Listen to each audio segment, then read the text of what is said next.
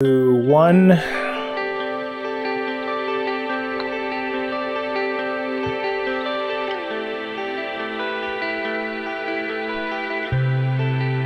We're back again. It's another episode of Breaking Down Security. I'm Bryan Brake. Ms. Berlin, Mr. Betcher's with me this week. Hello. Yo. Hey, so Ms. Berlin, you were on vacation, which is why we couldn't record last week. I'm not saying, I'm just saying. You're burning through your vacation days, to be honest. I recorded when I was sick, so I feel like being on vacation is all right. Oh, We get right. 2 days vacation or just one? Was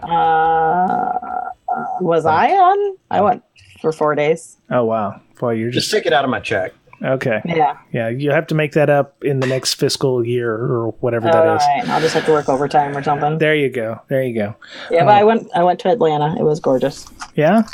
It was cold and snowy here. We just got snow again a couple days ago.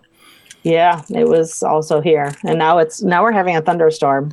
Oh, wow. So, Okay. Did you go to Atlanta because you were helping them with their issues? I was blamed for causing it, so I don't Oh. understand. Like, I know, Wow. So you're like I the didn't- harbinger of ransomware then. I guess. Yeah. Which horseman was that? I forget. Of the apocalypse. Anyway.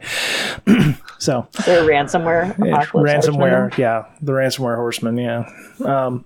All right. Well, so this, we're late this week and for good reason. I'm going to turn down the audio a little All my bit. fault.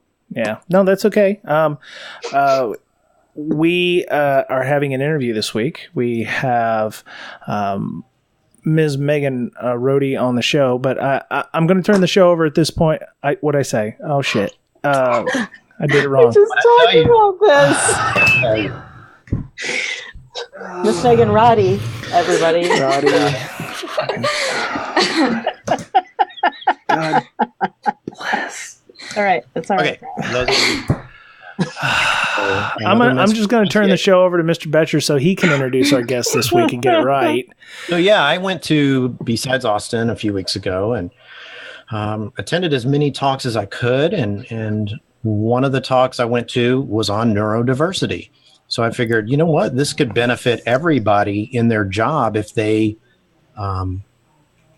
actually listened to what was in the talk and maybe took it back to work. And if they're a hiring manager, wow, it would benefit them a lot because a lot of managers need teams that have a diversity of skills, a diversity of thought and everything. So I learned a lot.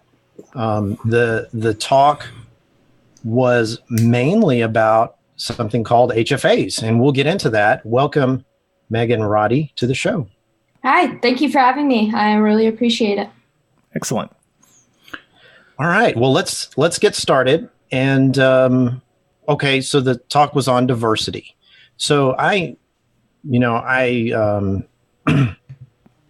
basically went in there because, or the reason that I read this one book, First Break All the Rules, what the world's greatest managers do differently. And one thing that they do differently is hire for strengths, not the lack of weaknesses. So I went ahead and had Amanda, or let's say I encouraged them, Amanda and Bryan, and also Megan, to take this StrengthsFinder test, which First Break All the Rules kind of says, hey, you should probably take this test and find out your strengths, right? So you can highlight your strengths, and potentially if you're on a great and diverse team, your weaknesses become irrelevant with the strengths of others. Okay, so we kind of scored ourselves, and I took the test. Megan, why don't you go over some of your strengths and kind of give us feedback on what you got out of it? Maybe did you learn something about yourself, or is it kind of something you already knew, or sort of highlighted what you thought? Yeah, I think it kind of fell in line with what I expected to get out of it. Number one was I had the achiever trait, which kind of made sense. I like to win at things. Even though like logically I know that like my paper achievements don't mean much, like nothing makes me happier than hanging up a award on the wall that says "good job." Like, in the long run, it doesn't mean much, but it drives me, like having something to accomplish, a goal to meet, getting a certification, winning an award. And then learner and intellect are up there. I'm very driven by learning all the things I can learn and growing my mind in the field. And focus and harmony seemed along the lines too. Harmony, the way it was phrased is that I don't like fighting. Like, I'll do anything to steer a conversation away from an argument. Like, I don't want to debate anything with you. So what I got out of it was kind of fell in line with what I thought I'd get. I liked more seeing kind of the stack of a larger group of people and how there's like some overlap in some places, but then deviation elsewhere. And it was more interesting for me to see it as a group than it was as me as an individual. Excellent. Right. Good observation. So, Bryan, how about you? Were you surprised? I've taken these things before. There's the Dale Carnegie has one, the Briggs-Meyer. I don't know. Now, those are personality profiles, not really talents, right? Well, there's a difference here. This is focused on what you're good at, what your talent is, not really what kind of personality you have or how you relate to others. I mean, they're similar. True. When I took it, the problem was there were some things that I was completely neutral on. It was like, oh, would you rather be, rich or would you rather be, respected? And I was like, can I have both? Yes. And it's like, I want to be right down the middle. There was like a good dozen or so that I was like completely split down the middle. So, on any given day, if I'd been like, I want to be rich, would it have changed my thing here? I often wonder about the objectivity of these, because on specific days, whether or not I have coffee or, whatever mood I'm in, maybe I don't want to learn that day. But my biggest one, and of course my wife was not surprised by this one, was learner. Learner was my top one. It said you love to learn. Subject matter that interests you the most will be determined by your other themes and experiences. So the outcome of the learning is less significant than getting there. So I thought that was quite good. I'm always constantly trying to learn, so that makes kind of makes sense. So ideation was the other one. Achiever, I'd like to point that out. As an achiever, it's different than achiever, right? For example, you don't care if you achieve anything as long as the journey is what excites you, right? Right. Yeah. Not getting to the end. Yeah. I don't worry about, crossing the finish line. I just like running the race. So, ideation was another one. It says you're fascinated by ideas. It says you're delighted when you discover beneath the complex surface an elegantly simple concept to explain why things are the way they are. So that was quite interesting. I didn't actually think I was like that, but that apparently does work for me. Futuristic was another one. You're the kind of person who loves to peer over the horizon. The future fascinates you. I do like me some Star Trek. We did talk about this before, so I do like. Yeah, you overheard something. Yeah, yeah, you overheard something. It's a shame it didn't make it on the blooper reel. So, while the exact content of the picture will depend on your other strengths and interests, a better product, better team, better life, or better world will always be inspirational to you. It says, I'm a dreamer who sees visions of what could be and cherishes those visions. So, the last two were significance and focus. It says, I want to be very significant in the eyes of other people. This is probably that, do you want to be rich or do you want to be famous or respected or whatever? Apparently, I hit pretty hard on that one. So you want to stand out. You want to be known. In particular, you want to be known. Actually, the reason we started this podcast was for that exact reason. So, which is kind of funny. So, and focus. Which is why you don't want to change it to Berlining down security. Exactly. So much struggle. Yeah. Well, it doesn't make sense, word like, the play on words, pun thing, Anyway. So finally, the focus thing, it says you ask yourself this question every day. Where am I headed? Guided by this theme of focus, you need a clear destination. So it kind of fits along the lines of the learner thing where it's like, it's not the end of the journey, it's the journey itself. So I, have to ask myself where I'm going. So, and we all have learner. Yeah, we all do in some way, All shape, or have form. And it's all fairly high. So I mean, Yeah. It's interesting. Yeah. They are all, just to explain the test is there's not really a wrong or right answer. You kind of lean one way or the other, and it's not black and white. It's like white and meatloaf, something like that. You have to choose between like Brake's example, but there are 170 questions, and you gotta go through it like that because there's a time limit of 20 seconds on each question. Yeah, something like that. Yeah, right away, and basically first thing to come to mind. And there's about 24 strengths that they highlight, and these are the top 5. Yeah, you can actually pay extra for the test to get all 34 that are available, but after about 5, it's like I think the percentage drops fairly quickly. So I'm not sure why you would need all 34. Before we talked on the show, it was like maybe we would use that to find out what we would be weak against, so that we could help. When we're hiring people or whatever, we can go, okay, I'm not strong in maximizer, so maybe we need to find some people who are strong in the maximizer bit to kind of round out the team. Yeah.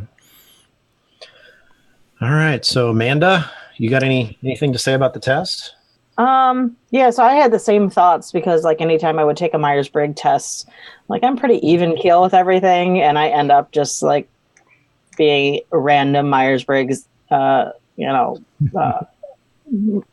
on the day. Like, right. and even the percentages they give you, it's like, oh, you're only 5% E compared to the I. I'm like, all right, well, that doesn't really help me much. Right. So I wondered if it would kind of be the same thing for this. But yeah, my top one was restorative, which is kind of like a fixer, I guess. It says you're good at figuring out what's wrong and resolving it. And that's actually why I got into IT, because I liked fixing things and finding out what was wrong with them. So I thought that part was interesting. And then I have learner input, which is like gathering and archiving information. Ideation, which is you're able to find connections between seemingly disparate phenomena. And then focus, which is being able to stay on track, prioritize, then act, which I'm not really that good on, or at least I didn't think I was that good at. My wife says, yeah, I'm pretty much, squirrel, and unless it's like something I'm really like interested in doing. And then it's like razor sharp focus. Now you have to do like 5-10 things at a time. Otherwise I get bored. Right. But I guess I could focus on those 5 to 10 things. Yeah. I don't know. So my opinion on this. So my number 1 was maximizer. I like to seek out the strengths in people and help them with their strengths. And that got me thinking that this test was kind of BS a little bit, because, I don't see myself as a maximizer. I was just thinking about strengths are good and weaknesses are sort of irrelevant, right? So that I didn't really like the test because of the results I got. I think that it does lend some credence to basically, hey, here's some guidelines for you. Here's some of the things we think are your strengths, but take it with a grain of salt, Like, Bryan, when was the last time you actually read a book cover to cover? Speaking of focus. Wow. Right? Just put me right on the spot there. Yeah. Last week. Was it in the 1900s or? I mean, really, you're probably the second most unfocused person that I know. Wait, what? Right? And yet, your focus, you said it yourself, squirrel. Right? So I'm not thinking this test is entirely accurate, although it does have some good points. So in many cases, you're thinking it's a lot like a horoscope where it's kind of generic. Well, no, I think it's how you're feeling at the time. Right. If you're thinking at the time, well, I need to work on my focus because I just couldn't finish that project, right? Because I was doing too many things at once. And so you're thinking to yourself, I need to focus more. Right. And then all of a sudden you're taking this test and they ask you questions about your focus. And so that's in the front of your mind. So did you read the book before you did the test, Betcher? I did. Okay. I read First Break All the Rules a few years ago. I broke all the rules and took the test before I read the book. Oh yeah, I didn't read it. Yeah. Well, I didn't read StrengthsFinder 2. I read First Break All the Rules, which they did talk about your strengths. Okay. And I have an example here in the show notes regarding General Grant and General Lee, right? So before Lincoln chose Grant, he had appointed in succession 3 or 4 generals whose main qualifications were their lack of major weaknesses. Mm-hmm. Okay. So he basically had to get rid of those generals because they were ineffective. Right. So the picking the generals for their lack of major weaknesses didn't work. So then the turning point was when he appointed Grant, which because Lincoln chose his general for ability to win battles, not for the absence of weaknesses. Mm-hmm. And so, as we probably all know the story, Grant came as a great general, blah, blah, blah, blah. Okay. So, anyway, that's like the theme of this first part of this podcast is weaknesses are made irrelevant by the strengths of others. Right. Right. You guys agree with that? Or, I mean, as long as you have a diverse team, you could accomplish a lot of things. Whereas if everybody on the team is good at math and not relationships, something like that, your team may fall apart. You also have to have someone, though, who knows how to utilize those diversity of skills. A manager who's able to recognize where the skill sets lie and how to assign tasks accordingly. Because I could have strengths in math and someone has strengths in communication, but if you have a manager who doesn't want to look at and identify, or who doesn't have the skills to think critically about who would be best fit for tasks, then maybe I end up in a communication task. Somebody good at communication ends up with math, and now we're in that poor spot. So I think it is true that the diversity, like other people's strengths, can make up for my weaknesses, but as long as that assumes that we're being coordinated correctly and we're utilizing that mindset correctly. That's right. And that's why some of the best companies, for example, who am I thinking of? Bill Gates? He had another guy with him, right? So Bill Gates was the ideator, right? He had these great ideas, and it was his partner who implemented those ideas. Right. A lot of these great people have somebody on the side, probably somebody on the sidelines who maybe aren't great presenters of their ideas, but they dang sure can implement those ideas effectively. Right. So Steve Jobs and Steve Wozniak, they're perfect examples. So my issue with a lot of these survey things is they attempt to categorize or put you in a specific cluster or group of people. Mm-hmm. And like we've been talking, I think on any given day, you could be any one of these things. Like some days I just don't want to do anything. I just want to sit around and watch, TV and, Guys Grocery Games or whatever on Food Network. I don't want to learn anything. And then there's other days where it's like, man, just give it to me. I want to drink from that fire hose. Megan had a good point about, you have to have a manager who can, play to those strengths and understand people's weaknesses. If a manager who can do that is building the team, what would the Clifton strengths for that guy or that person look like when they're building out their team? You mean for the manager? Yeah. Like what would be the top 5 for a manager who would be able to figure out, strengths and weaknesses of people? I don't think it really matters. I mean, certainly Maximizer would help, but I don't think it matters what the manager's strengths are as long as he recognizes that there are strengths and weaknesses that all people have. Mm-hmm. And you need to be able to recognize what those people's strengths are. And if you read First Break All the Rules, they have examples of interview questions that you can ask to find out whether somebody is actually strong in a particular area. Mm-hmm. You'll ask them a question. They may think they're strong in an area, but based on their answer, you may find out there's no way that he's strong in that. Right. And, yeah, it's been a couple of years since I read it, but that's why I recommend the book, because this is Gallup, right? They did a survey of all the greatest managers they could find. Right. And they found that they all had certain things in common. Yeah. And what were they? Well, I'm not prepared to list them all, but hey, maybe we can do another podcast on that. Mm-hmm. In the book StrengthsFinder 2, and since you read it, Bryan, you recall the Roddie story in the book, right? I actually didn't read it. Well, Roddie, a famous football player here in America, his dream was to play for the University of Notre Dame. So he did everything he could to get into the university, to play for the team. He was a water boy, which means you basically go around and give the real players drinks and make sure their helmets are polished for the next game and things.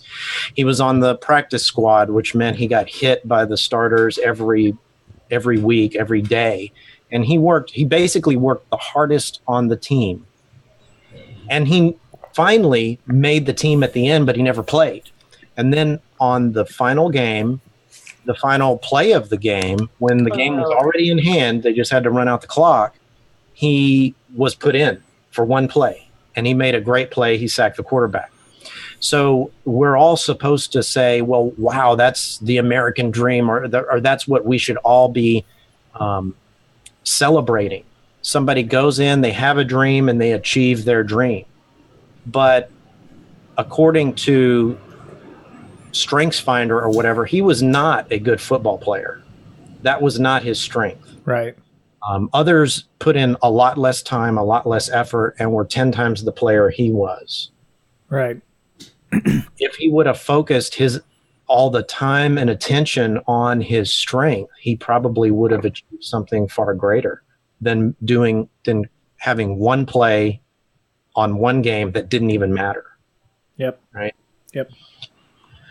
So, all right. So in the show notes, I have Megan, your sports team quote. You want to go into what led you to give this talk, and maybe a little bit about yourself and how that relates to strengths and neurodiversity and things like that. Yeah, so this talk grew out of kind of like, it's more of a personal experience talk. I'm not like a lot of these conferences, it's people talking on technical topics in fields they're experts in. For me, it's all focused on this being me speaking on personal experiences. I have Asperger's syndrome, which is a kind of high-functioning autism.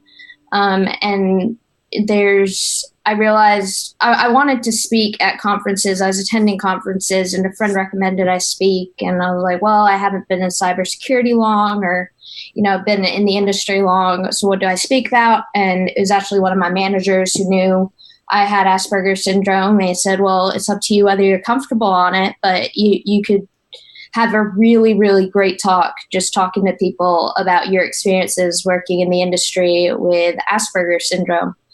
So I decided that was a good idea. I was comfortable speaking about it. And so the talk, I didn't want to focus so narrowly. So my talk really focuses on high functioning autism and that group of people. But I named it Strengthening Your SecOps Team by Leveraging Neurodiversity, because the overarching theme of the entire talk is that while there's neurodiversity, is you see a lot of disabilities or conditions that are viewed negatively. I'm trying to highlight the strengths, because I notice I have weaknesses, and that I am diagnosed with Asperger's syndrome for a reason. I have disabilities and things that would be considered negative that impact my day-to-day life, my work life. So my thing is that despite that, there's things that come out of my neurodiversity that will strengthen your team. And so my talk is very much about strengths and weaknesses, but from the perspective of someone who has like kind of diagnosed weaknesses in a way, and how I'm hoping that people will, instead of focusing on the weaknesses associated with a condition, focus it on the strengths associated with a condition. Right on. Yeah. Excellent. So what is high functioning autism? Typically see. So high functioning autism, so a lot of people have heard of autism. Like typically most people you'll meet knows of someone or even have a friend of a friend with high functioning autism or with autism. And high functioning autism is just kind of the higher end of the spectrum, where you're looking at individuals who do have who aren't lacking in an intellectual capacity. So they speak intellectually. They are at the same mental capacity in terms of education as their peers, or higher than their peers, are ahead in school in some cases, or ahead from a career education perspective. But their weaknesses are in social and behavioral areas. So weaknesses in social interactions and understanding what's appropriate, or weaknesses in processing sensory conditions. So sensitiveness to different light or different textures and stuff like that can affect their ability to live day to day. So what are some of the strengths of HFAs? So one thing I like to mention during my talk is that, like, when I talk about these things, I'm not trying to like put every single person with high functioning autism in a bucket, because everybody's different. It's the same as neurotypical people. Everyone's going to be different. Just because you're neurotypical doesn't mean that you're all alike. Same thing. So the things that I identify as my strengths stemming from my Asperger's syndrome and high functioning autism are things like my ability to be highly productive and efficient in what I do. I can typically do things twice as fast as other people. I'm good at repetitive tasks. I don't get bored with them typically. I enjoy doing repetitive things and figuring out the most efficient way to knock out those tasks. I can pay attention to things, especially things I'm interested in, for very, very long periods of time. So I'm very thorough with my work. I'm very passionate about the work I do, and I put as much effort as I can into it, no matter what the work is. And so those are kind of strengths. And again, like, those aren't things I can say are with every individual with high functioning autism, but those are some of the traits you'll see among a huge chunk of the community.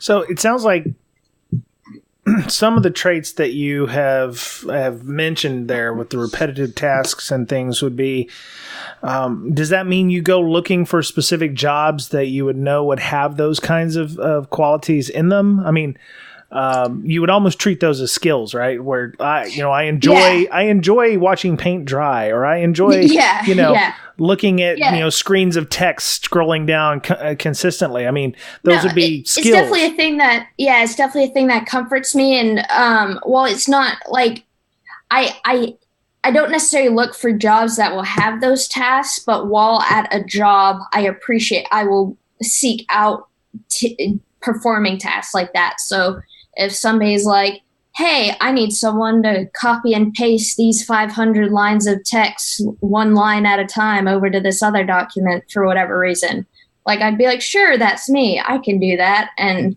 so, like, boring repetitive tasks, like, so while not necessarily a job would come in mind that I would go to for that, I would, within my job, identify that as something that I'd be strong at or want to do and could do efficiently and quickly and take it on. Right. Okay. So do you find routines comforting as well? Like, do you have a routine every day? Yeah. And so I love finding a routine. Routines comfort me. When I get out of routines, I find just my general day-to-day get harder. And the thing is, like, being in incident response, like, routine is so hard to do because I don't know what's coming during the day. Like that's like one of the things that kind of, I love incident response and doing DFIR and stuff, but like when I go into work, like I don't know if I could be responding to emails and then 2 seconds later it's like, stop, okay, there's ransomware, time to respond, and like pulled away. And that's like one of the hardest parts about being an incident responder for me. Luckily, I love the work enough that I get past it. But what I do is I work in little routine day to day.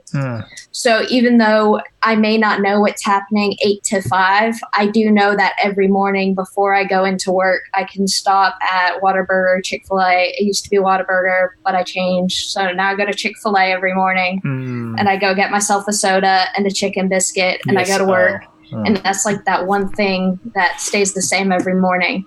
So it's even though I can't keep the same level of routine that I would if I were in a different field of work, I do find the little things that I can keep the same every day. And those kinds of things like comfort me because I know that even though I don't know what's happening while at work and whether there will be an incident or whether I'll just be responding to emails all day, I do know that every morning I'll be starting my morning with a chicken biscuit from Chick-fil-A.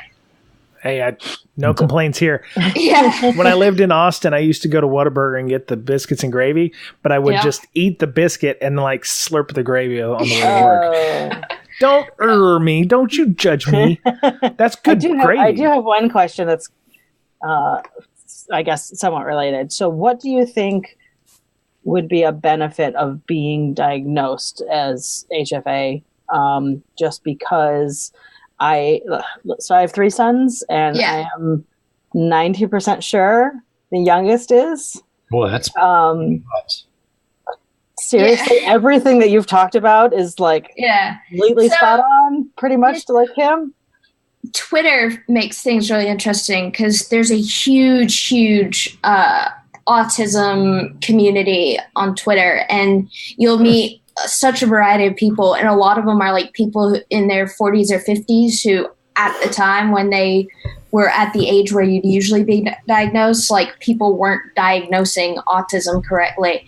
Right. And so they're just now being diagnosed in their 50s. And almost the entire consensus I see around there is like being diagnosed is great. Like, because it's kind of like that reassurance that like, nothing's wrong. Yeah. You're not imagining these things. And like, well, it's like, oh, you're being diagnosed, and that can be scary, especially when you're young. The diagnosis and treatment and stuff like that can be scary words. Like, it's knowing that there's a reason for things. And then at that point you can start understanding like, okay, well, I have this, that's not going to change. But there's also 1% of the world that has this. Let's see what they're doing. Okay, well, how have they learned to cope with this? There's like such a big community on Twitter and, local autism socialization communities that I think knowing is better, and that official diagnosis in a way is good because it gets you quicker to that path of like acceptance and learning about how to adjust and grow off of your strengths and stuff like that, instead of not knowing and just thinking maybe there's something weird or whatever. Right. Okay. So I have a question. I'm looking through your slides here, and I love the slides. Is this template available in Google, by the way? Because I submitted a talk. It's not built into Google, but Slide Carnival, I think it's called. Okay. They make Google Slides, and I steal all their templates because they're great. Genius. Anyway, yes. So as a manager building a team.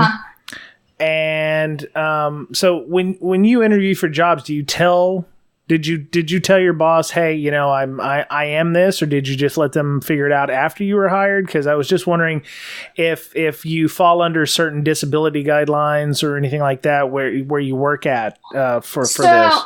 So yeah, technically with ADA, like American Disabilities Association Act or whatever. Yeah. All that, autism does fall under that. So you can like declare disability with your work. And then if you require accommodations, they're legally required to help. I did not file for ADA just because there was no support from the company at like a financial level or any sort of like business adjustments they have to make. Mm-hmm. I don't think I said it during my interview for my particular job I'm at now. At some jobs, like I would highlight, like they always ask that strengths and weaknesses question. What's your greatest strength? What's your greatest weakness? And before doing this talk, like I was never able to answer those questions. And like now, like probably I could probably do it because I give this talk every few weeks. And it's like I list my strengths and weaknesses. I don't know why it was so hard before. But I don't see the need to. I do at work now. I talk to my managers because situations come up in which I act away and it's like, whoa, that wasn't cool. And so I explain myself why it happens. And now when we have new employees come on, I'll typically message them privately when they come on and say, hey, just so you know, everyone's aware. You know, I have Asperger's syndrome and I might upset you inadvertently. And I want you to know, like, the situation I'm in so that you can help me by letting me know that I did something to offend you without thinking that this is something I was purposely trying to offend you. And now I'm just a terrible coworker and you hate your job. So some examples of that? Do you have any stories? I was going to ask about examples, but I didn't know how to phrase that. Thank you, Mr. Pritchard. Yeah. So I get right to the point.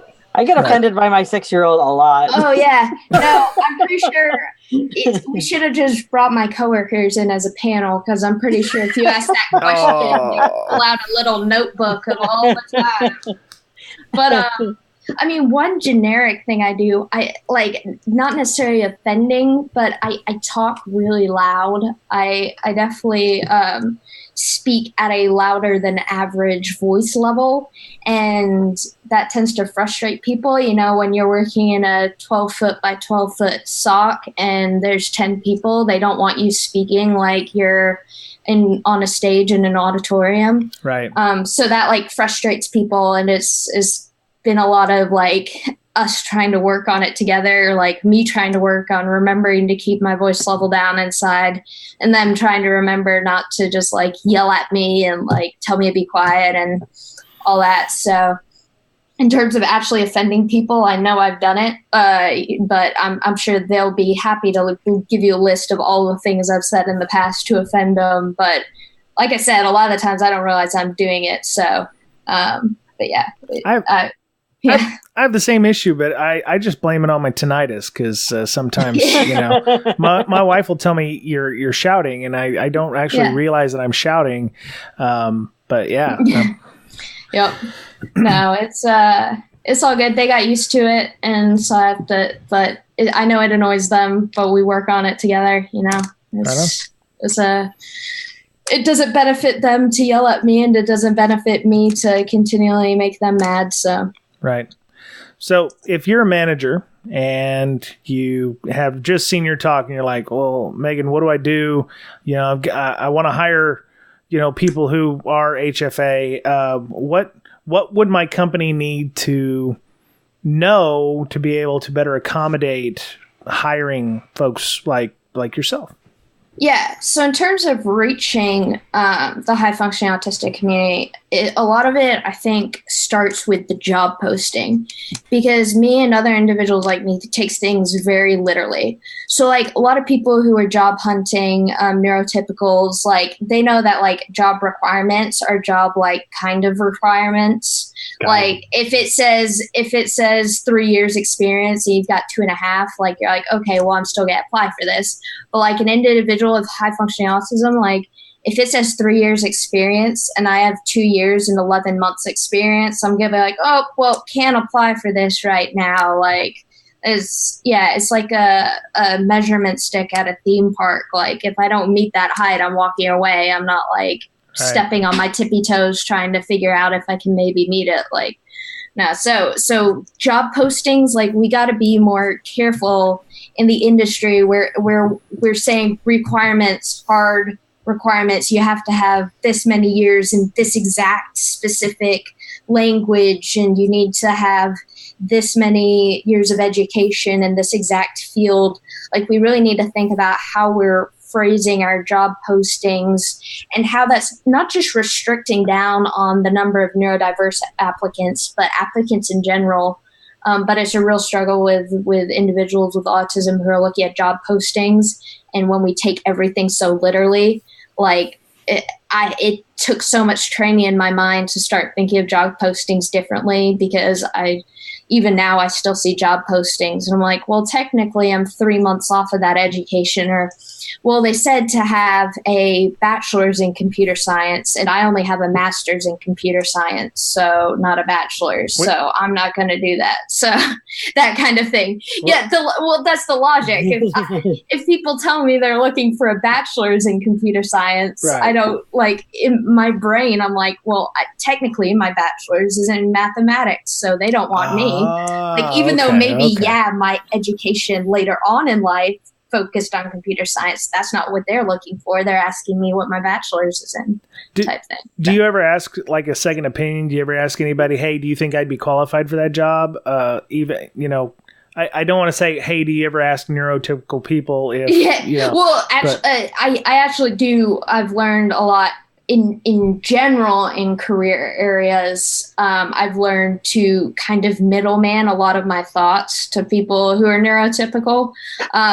In terms of job hunting, I've actually been quite lucky. I'm really, really young into, I've only been in my current job a year and like 3/4, less than 2 years, and it's my first full-time job. Nice. So I don't have much job hunting experience, so I probably really shouldn't be speaking on job hunting, but right.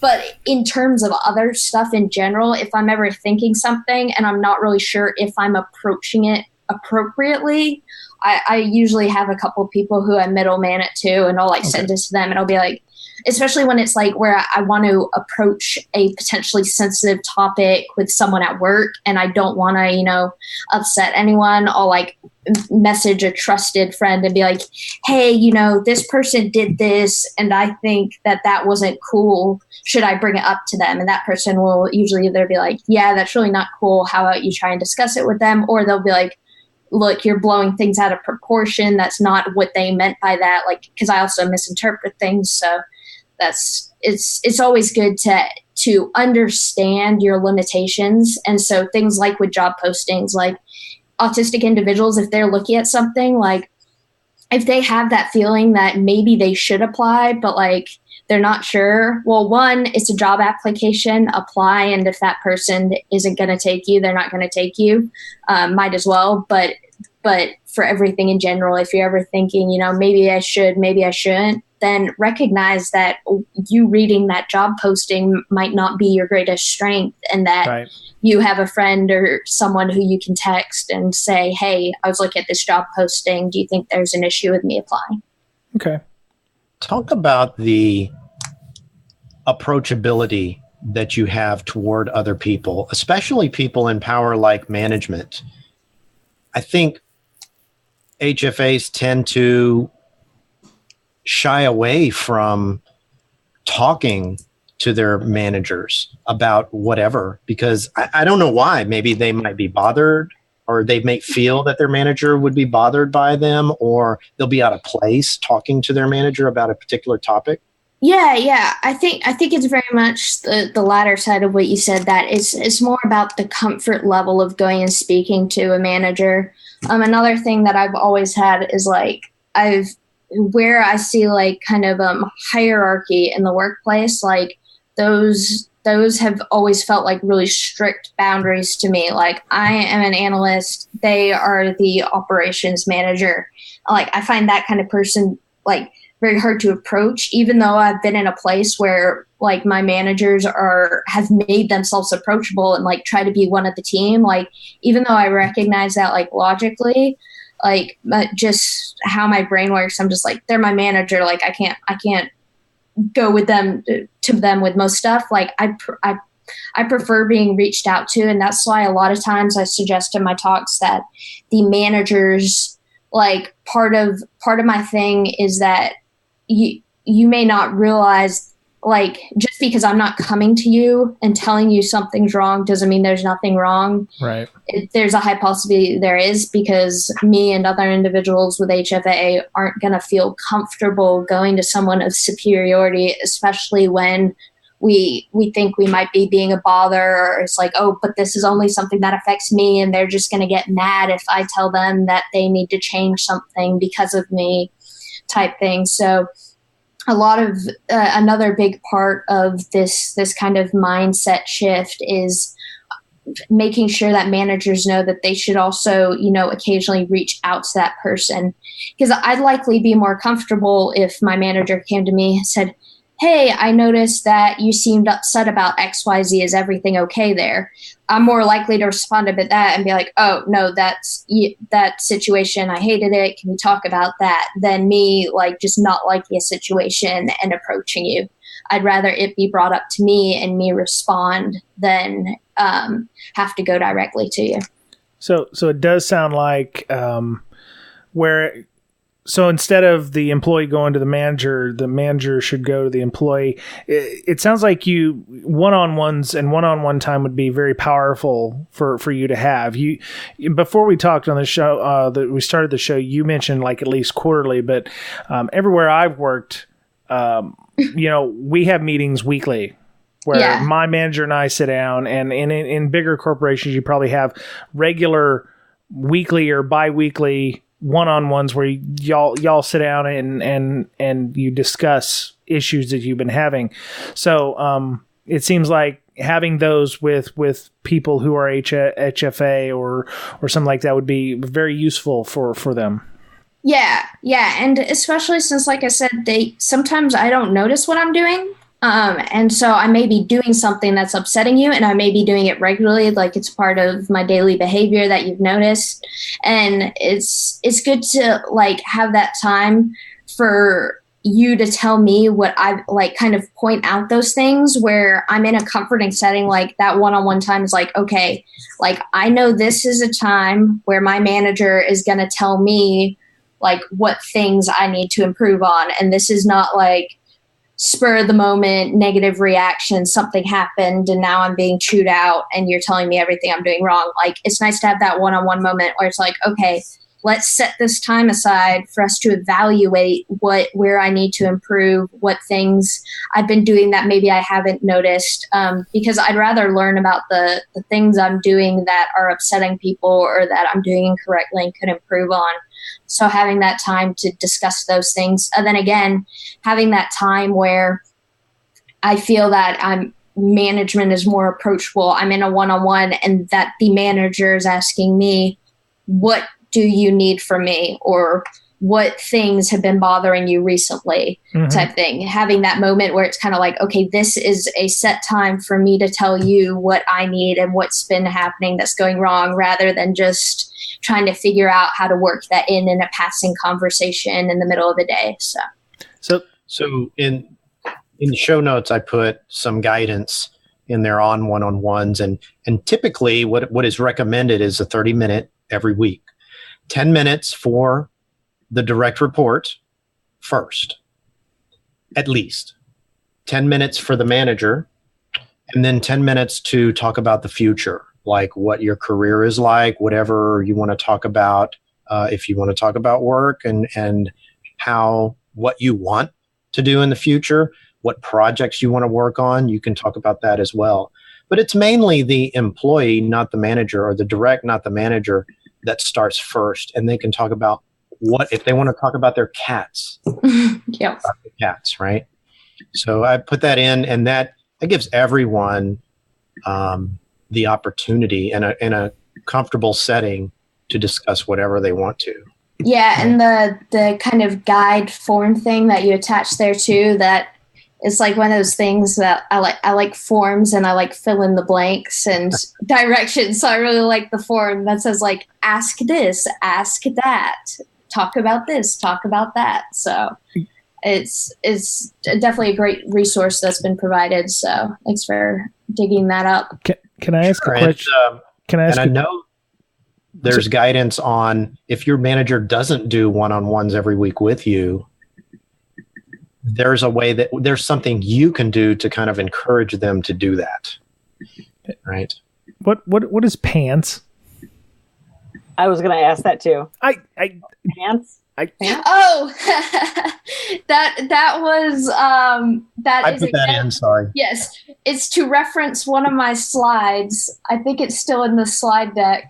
Okay. If you guys have that up, it's slide number 15. It's something I talk about. It's one of the bizarre quirks, behavioral things that you look at a person with a neurodiverse condition and think that person is a weirdo. Something is wrong with their brain. I own 5 pairs of the exact same gene and the exact same size. And every time I go to the mall, I see if they still sell those jeans and if they're on sale, because I'm very sensitive about the fabrics and stuff I wear. So to reduce a stress point in my life, which is clothes shopping, I just buy all of the same clothes.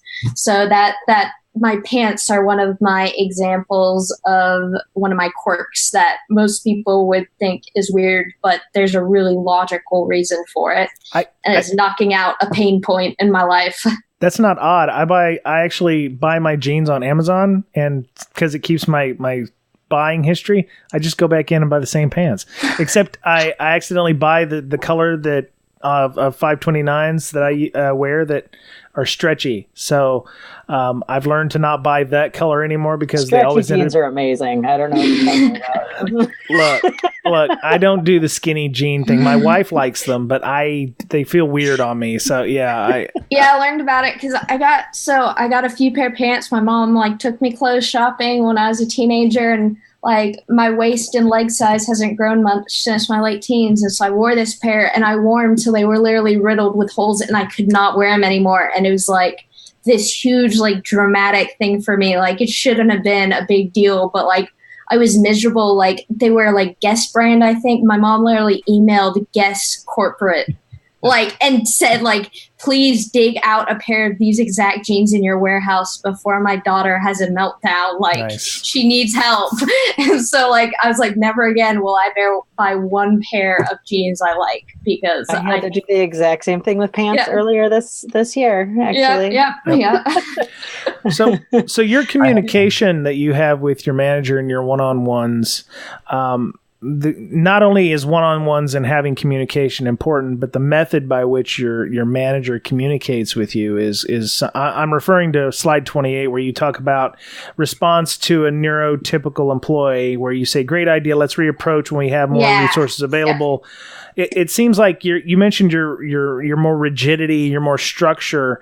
Mm-hmm. The response that you have for the HFA employee kind of reminds me of that rigidity or that structure, where you have to kind of understand why we're not having that, and then be sure to remind me in exactly a couple of weeks. Yes. Yeah, exactly. So a lot of communication with me, I needed to be very direct, succinct, no subjectivity, all objective, straight up, 2 weeks, not less busy, because I don't know what less busy is, or my less busy, that's a subjective term. I might not be busy, but if you're busy, whose busy are we talking about?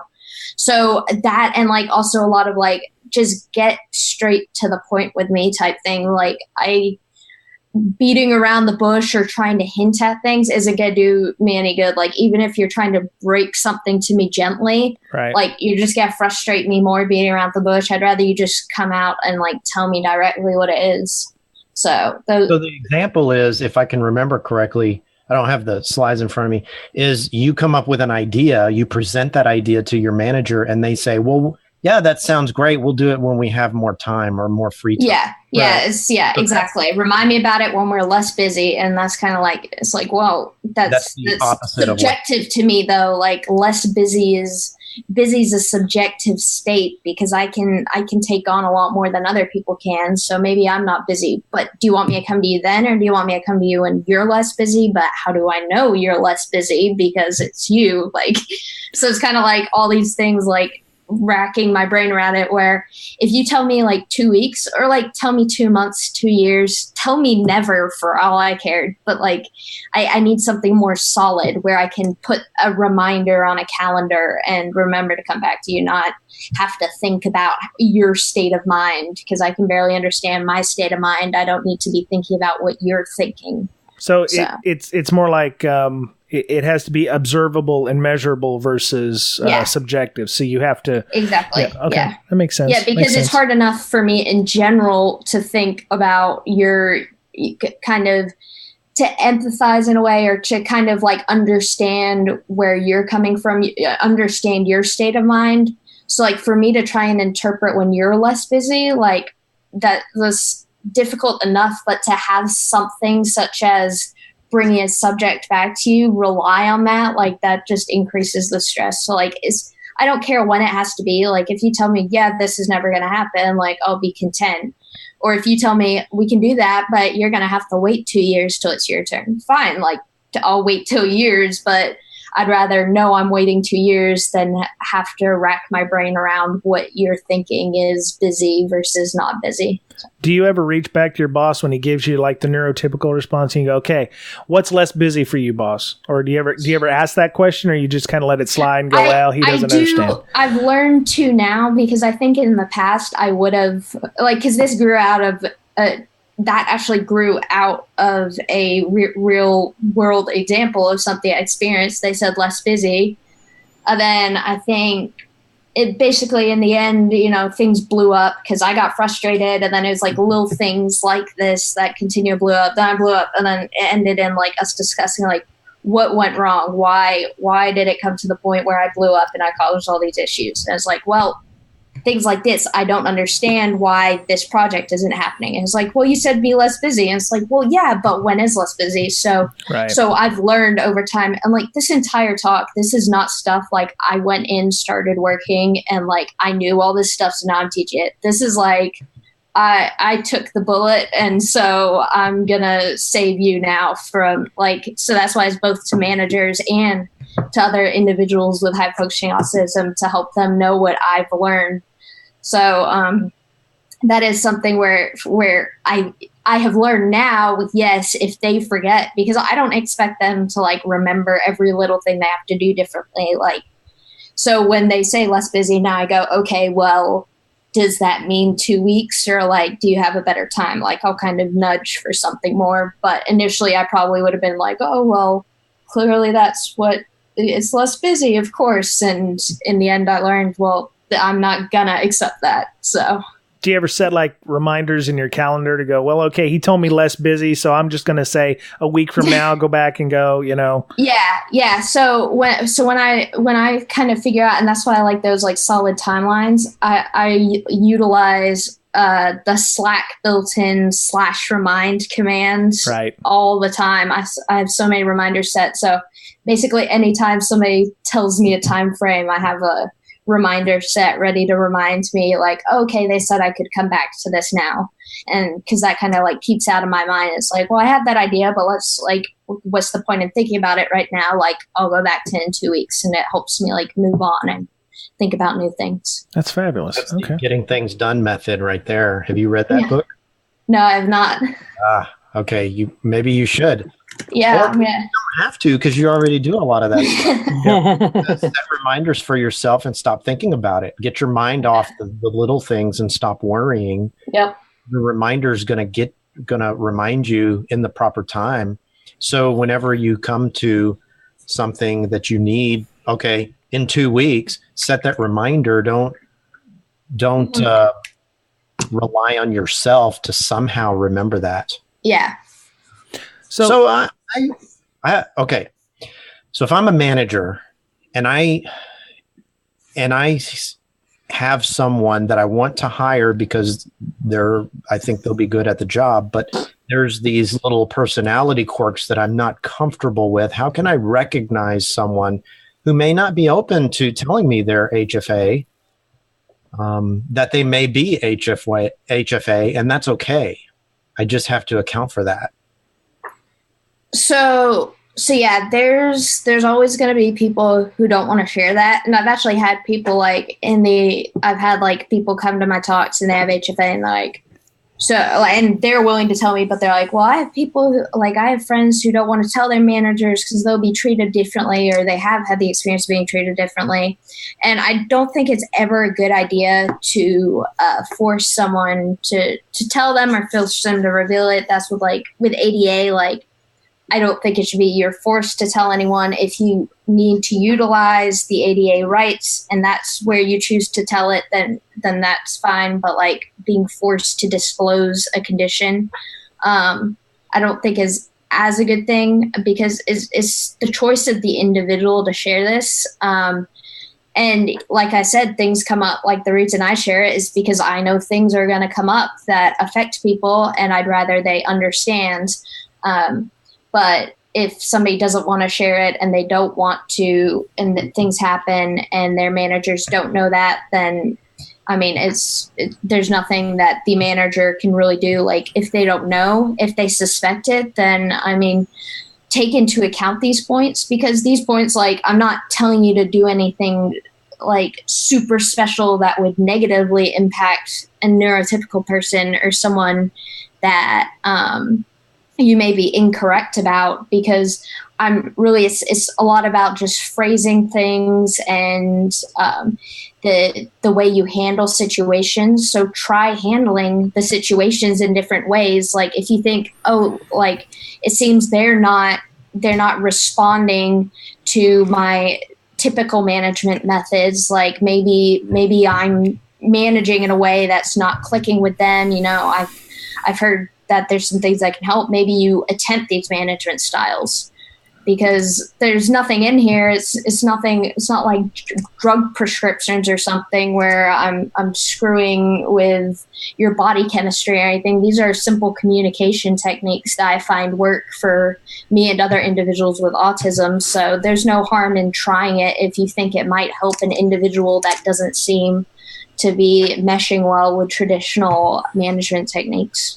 That's awesome. But that's what good managers do. Find what not just HFAs, but neurotypical as well.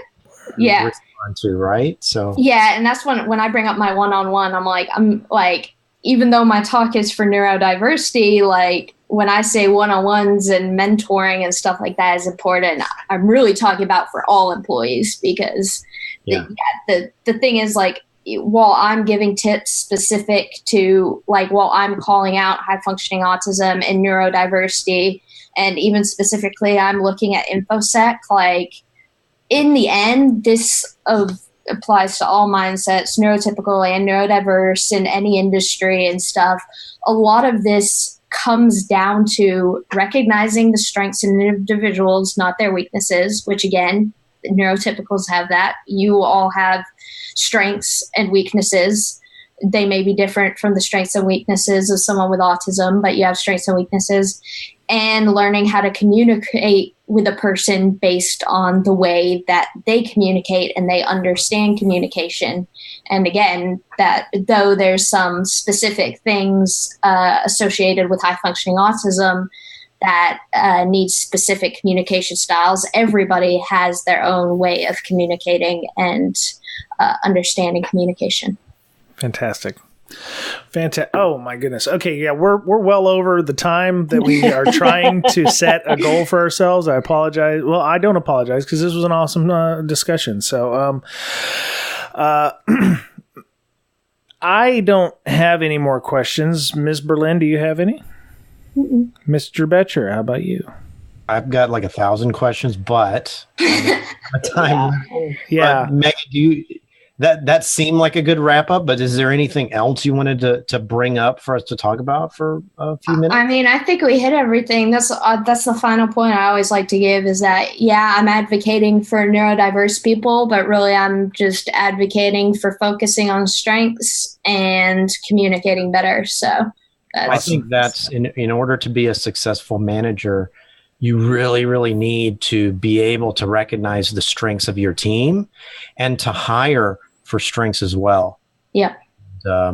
Just check out the show notes. All the info is in there, including a link to your slides if you're willing to give that out. Yep. You guys can go ahead and share that.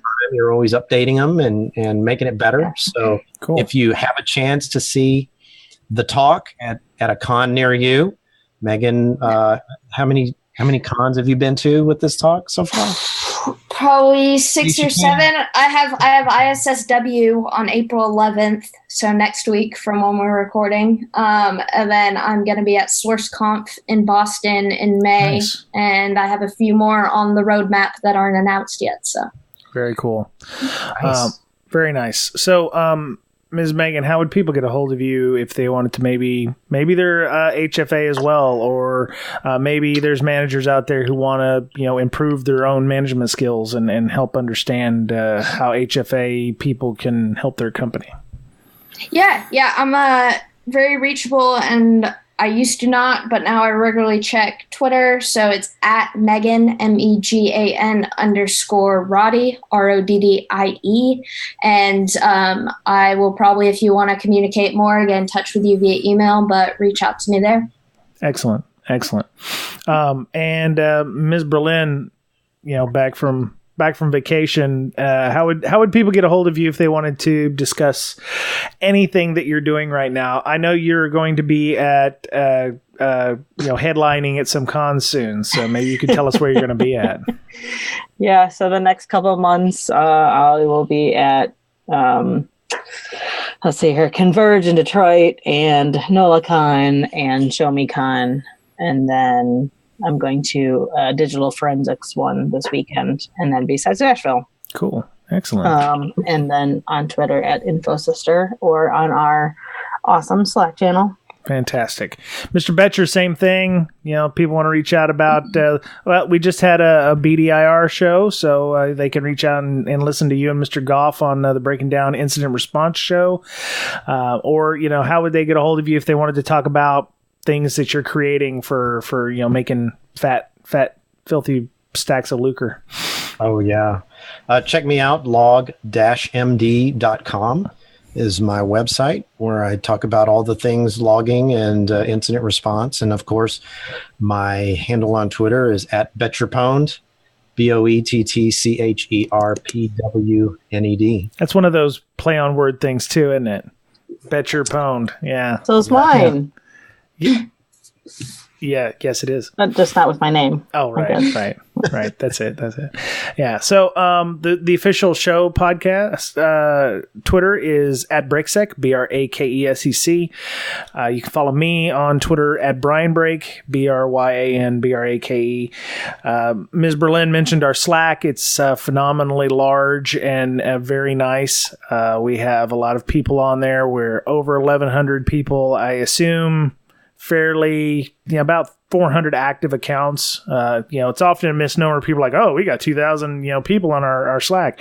Yeah, there's like 800, inactive accounts, and that doesn't really count in my book. So, our train just went by, apparently. No, it's not that's cool. No, I always like hearing those kinds of things in the background when we're interviewing people. So, we have Patreon. Thank you for our patrons for supporting the show. Everything you're doing helps for hosting and equipment upgrades and helping us get things like potential merchandise and swag. So appreciate you, Ben, for upping your amount that you're using to support the show. So thank you for that. And our reverse engineering and assembly course with Matt Miller started Monday night on the 2nd of April.